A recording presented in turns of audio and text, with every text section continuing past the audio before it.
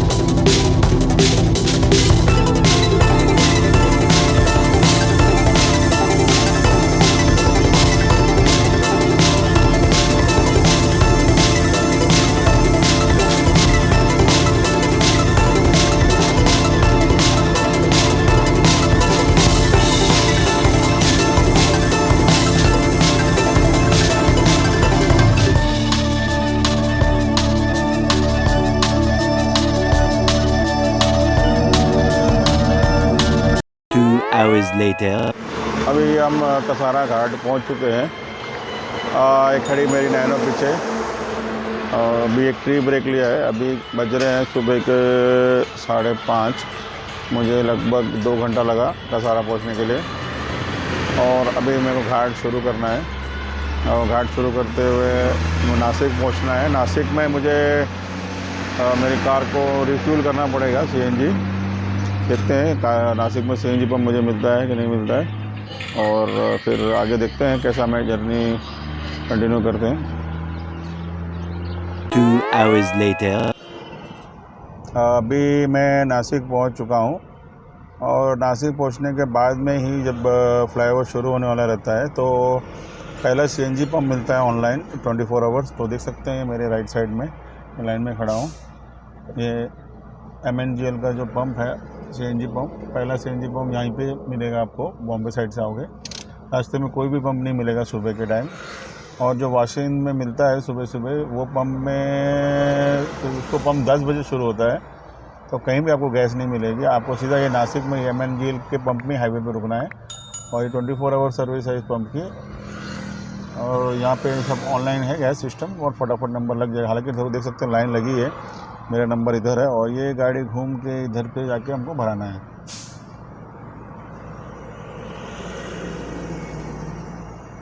A few moments later.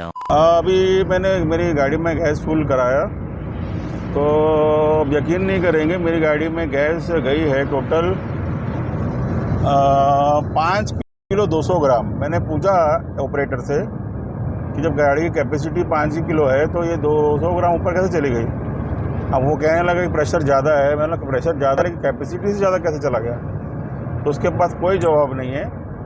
अब देखिए सरकारी पंप में ये हालात है कि गैस चली गई ज़्यादा। अब देखो गाड़ी चला के मालूम पड़ेगा। उसने मुझे वीडियो शूटिंग करने से मना कर दिया, बोला हमको यहाँ अलाउ नहीं करेंगे। बट जो भी हो, अभी यहाँ पे जो CNG का रेट है 80 रुपये पर kg है नासिक में। अब देखते हैं कि मेरी गाड़ी में गैस इतनी ज़्यादा गई है तो गाड़ी कितनी चलती है। अभी मेरा किलोमीटर मैंने नोट कर लेता हूँ, जो मेरा 138 किलोमीटर में आ चुका हूँ मेरे घर से। यहाँ पे मेरी 5 किलो 200 ग्राम गैस गई है और ये बहुत आश्चर्य की बात है, कैपेसिटी से ज़्यादा गैस गई कैसे। और मेरी लाइफ में जब से मैं मेरी कार चला रहा हूँ पहली बार हुआ है कि मेरी गाड़ी में गैस इतनी ज़्यादा गई हो। और देखते हैं क्या माइलेज करती है और उसके बाद में कितना दम है। तो भाई बाहर निकलते समय अपना ध्यान रखिए, किसी का कोई भरोसा नहीं है कहाँ क्या होने वाला है। तो लॉन्ग जर्नी पे थोड़ा सा अपने ट्रिप पे नज़र रखना बहुत ज़रूरी। Many hours later.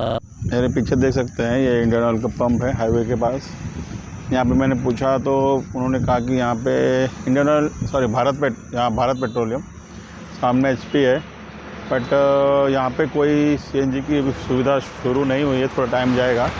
नासिक से निकलने के बाद में आपको नासिक सिटी में थोड़ी दूर तक CNG तो पंप काफ़ी हैं, बट नासिक सिटी छोड़ने के बाद में आपको CNG की प्रॉब्लम हो सकती है। मालेगांव धुले वगैरह में तो थोड़ा मुश्किल है। अभी MP पहुँच के मालूम पड़ेगा कि CNG कहाँ पे मिलता है, तो मैं आपको उसकी जानकारी देता हूँ। और लास्ट जो मैंने नासिक में CNG फिलअप कराया था, तब से मुझे मेरी गाड़ी लगभग 160 किलोमीटर के करीब चल चुकी है और लगभग माइलेज तो ठीक ही दिया है। नासिक से माइलेज अच्छा ही दिया है, ख़राब तो नहीं दिया है हाईवे पे। और आगे देखते हैं अभी। और आगे पहला स्टॉप मैं अभी जो लेने वाला हूँ इंदौर जाने के बाद में, मैं पहले ओमकारेश्वर ज्योतिर्लिंग में रुकूंगा। वहाँ पे मैं आपको एक्सप्लोर करूँगा। एक ज्योतिर्लिंग है, तो ओमकारेश्वर पहुँच के मिलते हैं और रास्ते में आपको सारी जानकारी देते हुए जाऊँगा।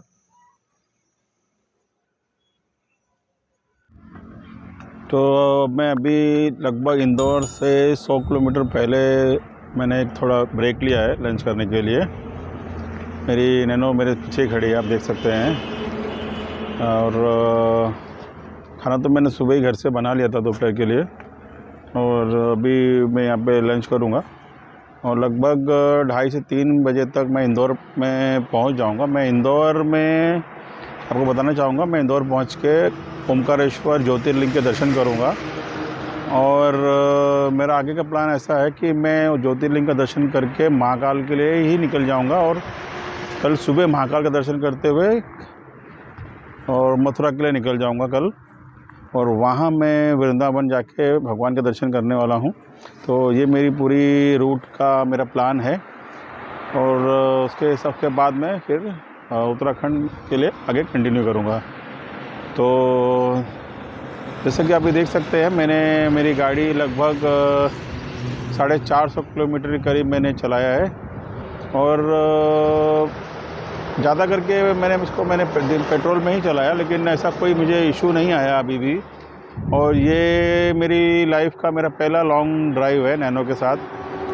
या तो आप मान लीजिए कोई भी कार के साथ मेरा पहला लॉन्ग ड्राइव ही है, चाहे नैनो बोलो या कार बोलिए। बट नैनो में मैं ये एक चीज़ बताना चाहूँगा, ऐसा कोई समस्या नहीं आई।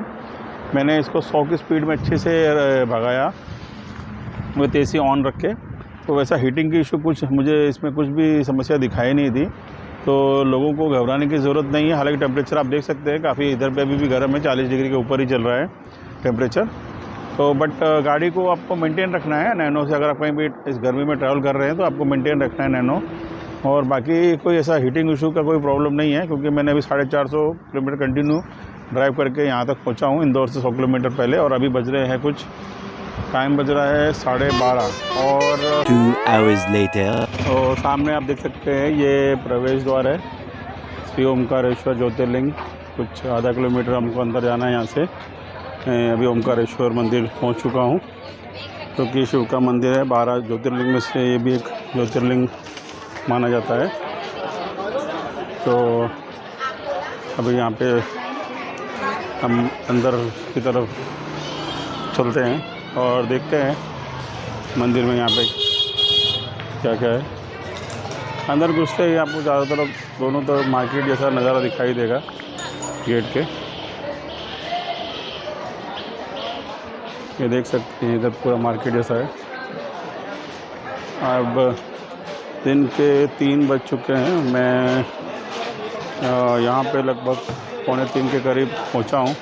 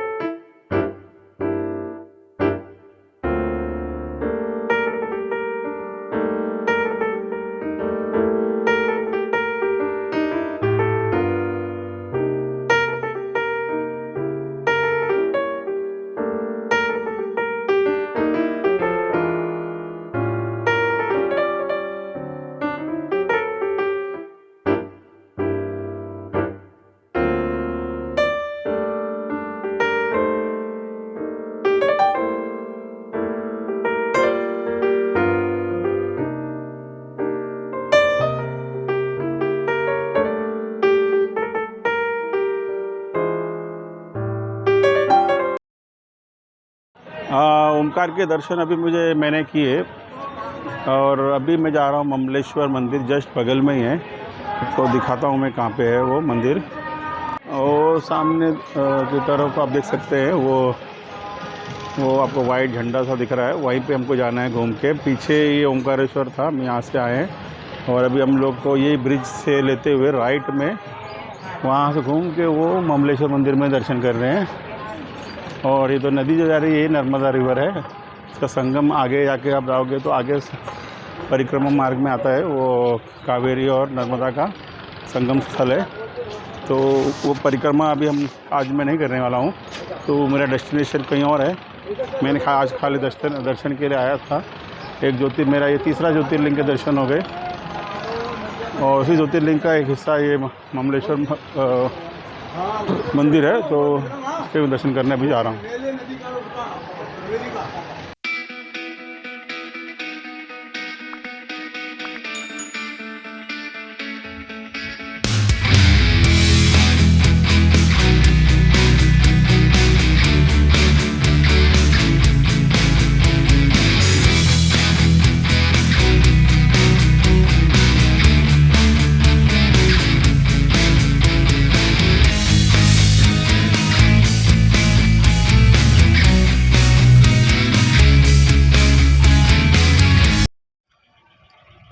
ओमकारेश्वर मंदिर के दर्शन हमने कर लिए और जैसा कि देखा अभी मैंने नर्मदा में स्नान किया और उसके बाद मैं अभी निकलने वाला हूँ महाकालेश्वर मंदिर की तरफ, जो कि उज्जैन में है। तो लगभग उसके लिए मुझे अभी 3 घंटा लगेगा। तो अभी यहाँ से मेरे जो अभी जर्नी हुई है मेरे घर से टोटल 575 किलोमीटर और आगे की जर्नी मुझे अभी 150 किलोमीटर की और करनी है उज्जैन के लिए। तो कल सुबह मैं उज्जैन में महाकाल का दर्शन करूँगा। तो चलते हैं मेरे दोस्तों, उज्जैन की तरफ निकलते हैं उज्जैन के लिए। A few moments later. आपको एक जानकारी देना चाहूँगा, जो लोग अगर ओमकारेश्वर ज्योतिर्लिंग से महाकाल की तरफ अगर जाना चाहते हैं तो छोटी सी जानकारी देना चाहूँगा कि ये जो रोड की कंडीशन है बहुत ही बेकार है। गवर्नमेंट ने 1% काम नहीं किया। पूरा रोड इतना सत्य है, तो सिंगल लेन की रोड है और जगह जगह पे रोड ख़राब है। आप गाड़ी 10-20 के ऊपर जा ही नहीं सकती, ये हालत है। और खड्डे जगह जगह पे खड्डे, ओवरटेक नहीं कर सकते हो, सिंगल लेन है। पता नहीं गवर्नमेंट को क्या तकलीफ़ है रोड मेंटेन करने में। हमारे जितने डेस्टिनेशन प्लेस है, अब ज्योतिर्लिंग गए, अपने जितने भी ज्योतिर्लिंग या जो भी अपने धार्मिक स्थल है वहाँ के लिए रास्तों में अगर एक बार अगर इन्वेस्टमेंट किया जाए तो क्या नुकसान है। बट कोई भी सरकार हो, किसी का नाम नहीं लेना चाहूँगा, कुछ काम नहीं किया। आपको रोड देख के तो ऐसा लग रहा है कि कुछ किया ही नहीं है, खाली धूप पट्टी करके छोड़ दिया जगह जगह पे। गाड़ी ऊँचा के चल रही है, थोड़ा भी आप 20 के ऊपर जाने जाओ तो खड्डे आ जाते हैं। तो यहीं पे 10 किलोमीटर जाने के लग रहा है कि 1 घंटा लगेगा। तो ये बस छोटी सी जानकारी मैंने आपको शेयर करी। वो अगर रोड पकड़ रहा है तो उस पर ध्यान रखना, रोड बहुत ही बेकार है। जो रास्ता है ओमकारेश्वर से इंदौर के लिए, मैंने देखा कि इसमें घाट रास्ता थोड़ा सा पड़ता है और लोग थोड़ा गाड़ी रफ भी चलाते हैं। तो इसमें थोड़ा गाड़ी चलाते वक्त थोड़ा ध्यान रखने का कि वो लोग ओवरटेक वगैरह कर लेते हैं बिना देखे। तो 2 इंसिडेंट मेरे साथ ऐसा हुआ कि लोग गाड़ी लेके बीच में आ गए, बट मैंने कंट्रोल कर लिया और दोनों ट्रक ही था। और इसके लिए और अभी मैंने एक टी ब्रेक लिया छोटा सा रास्ते में, कोई तो भी